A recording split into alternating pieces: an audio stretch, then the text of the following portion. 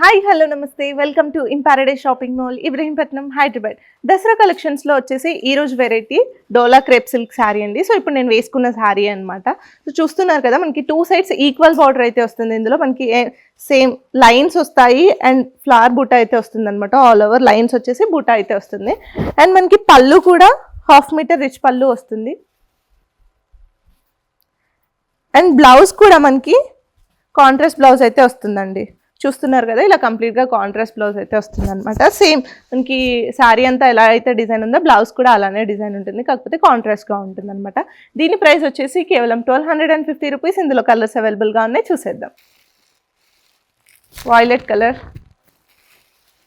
Pink, brinjal, purple, mehndi green, maroon and green.